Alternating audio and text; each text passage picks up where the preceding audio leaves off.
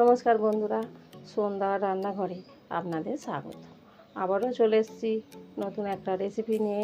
বন্ধুরা, আজ আমি করে দেখাবো দারুণ স্বাদের নরম তুলতুলে আম দিয়ে মালপোয়া। বন্ধুরা, আপনারা এরকম মালপোয়া আগে কি খেয়েছেন? যদি না খেয়ে থাকেন, একবার বানিয়ে খেয়ে দেখুন, বারবার খেতে ইচ্ছা। তাহলে চলুন বন্ধুরা, রেসিপিটা শুরু করা যাক। বন্ধুরা, এখানে আমি 1 কিলো আম নিয়েছি।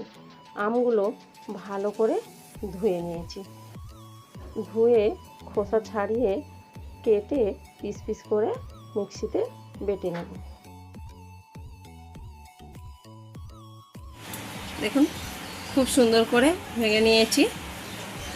এই নারকেলটা এবার আমি কুড়ে নেব। এখানে আমি আমটাকে কেটে মিক্সিতে বেটে নিয়েছি। বেটে আমার এতটা হয়েছে।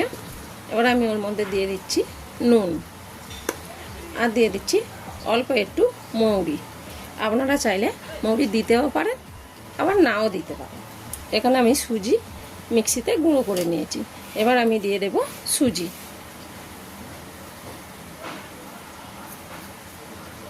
এখানে আমি চিনি নিয়েছি, এখন হাফ বাটি চিনি নিয়েছি। আপনারা চাইলে কম বেশি চিনি দিতে পারেন। যেহেতু আমের নোটটা মিষ্টি আছে, সেই জন্য আমি চিনিটা একটু কম দিলাম। আর দিয়ে দিচ্ছি এখানে যে নারকেলটা ভেঙেছিলাম, ওই নারকেলে হাফ মালা কুড়ে নিয়েছি। আমি হাফ মালা নারকেল দিয়ে দিলাম। এবারে নিয়ে নিচ্ছি 1 বাটি ময়দা। আগে আমি এগুলো ভালো করে মেখে নেব। বন্ধুরা, খুব ভালো করে মেখে নিয়েছি। এবার আমি ওর মধ্যে দিয়ে দিচ্ছি 1 বাটি ময়দা। ময়দাটা একসঙ্গে দিলে হবে না, অল্প অল্প করে দিয়ে মাখতে হবে। আমি প্রথমে 1 বাটি দিলাম, আর আমি হাফ বাটি ময়দা দিলাম। এই ময়দাটা দিয়ে ভালো করে মেখে নেব। আমটা ভালো করে মাখানো হয়ে গেছে। এবার আমি চাপা দিয়ে আধ ঘন্টা রেখে দিচ্ছি। আধ ঘন্টা হয়ে গেছে, চাপাটা খুলছি। দেখুন, সুজিও গলে গেছে, আর অনেকটা চিনিও গলে গেছে। সুজিও গলে গেছে, চিনিও গলে গেছে। দেখুন, তো আমি একবার ভালো করে ফেটে নেব।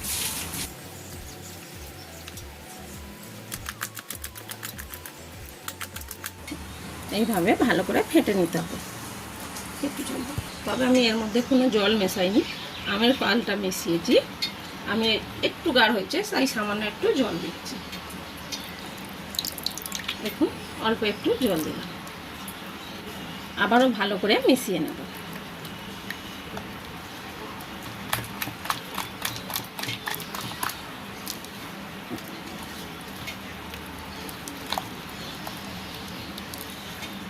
খুব ভালো করে মিশিয়ে নিয়েছি। এইভাবে নিয়ে এরকমভাবে ছাড়বেন। দেখুন, ঘনটা ঠিক এরকমই হবে। এর থেকে পাতলা হলে হবে না, আবার এর থেকে গাঢ় হলে কিন্তু হবে না। ঠিক এইভাবে রাখতে হবে। তাহলে আমাদের ফেটানো হয়ে গেছে। দেখুন বন্ধুরা, এখানে একটা কড়া বসিয়েছি। কড়ার মধ্যে কিছুটা তেল দিয়েছি। তেল গরম হয়ে গেছে। তবে তেল গরম হয়ে গেছে, আপনারা যদি বলেন কী করে বুঝবো, তো অল্প একটু এরকমভাবে ফেলে দেখবেন। দেখুন, ভেসে উঠেছে খুব সুন্দরভাবে, তখনই জানবেন তেলটা গরম হয়ে গেছে। তাহলে আমি এখানে একটা ডাবু নিয়েছি। দেখুন বন্ধুরা, এখানে একটা ডাবু নিয়েছি। এই ডাবুর মাধ্যমে এইভাবে নিয়ে ছেড়ে দেব।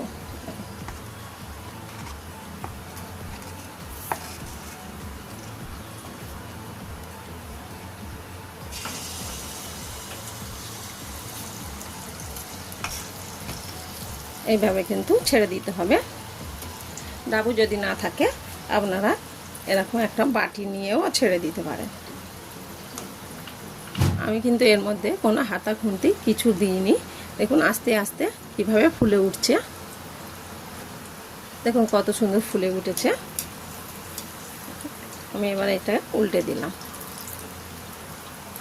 দেখুন বন্ধুরা, ভালো করে এপিড ওপিড দুপিড আমার ভাজা হয়ে গেছে। একটা কিন্তু ভালো করে ভাজা হয়ে গেছে বন্ধুরা, তুলে নিচ্ছি। কতবার ছাড়বেন আর একবার করে নেড়ে নিতে হবে বন্ধুরা। দেখুন এইভাবে ডাবুর সাহায্যে এরকম করে নিয়ে ছেড়ে দিতে হবে। তবে যখন কিন্তু এরকমভাবে গোলাটা নিয়ে ছাড়বেন তখন কিন্তু গ্যাসের ওভেনটা কমিয়ে দিতে হবে, তাতে করে মালপোয়াটা খুব ভালো হবে। দেখুন কত সুন্দর ফুলে উঠেছে। দেখুন এইভাবে তেল দিলে বন্ধুরা আরও সুন্দর ফুলে ওঠে। এবার এক পিঠ হয়ে গেছে, উল্টে দিচ্ছি। প্রত্যেকটা কত সুন্দর ফুলে উঠছে দেখুন। দেখুন বন্ধুরা আরও একটা ভালো করে ভাজা হয়ে গেছে। দেখুন দেখুন কত সুন্দর হয়েছে। দেখুন দেখুন বন্ধুরা একই রকম করে সবগুলো ভেজে নেব। সবগুলো ভাজা হয়ে গেছে, একটা প্লেটে সাজিয়ে নিয়েছি। দেখুন বন্ধুরা কত সুন্দর লাগছে। দেখুন আমি একটা ছিঁড়ে আপনাদেরকে দেখাচ্ছি। দেখুন কতটা ফুলেছে আর নরম তুলতুল করছে। আপনারা যদি বাড়িতে একবার বানান বাড়ির লোক বারবার খেতে চাইবে। তাহলে আমি যেভাবে বানিয়েছি এইভাবে বানানোর চেষ্টা করবেন। আমার ভিডিও কেমন লাগলো আপনারা কমেন্টে জানাবেন।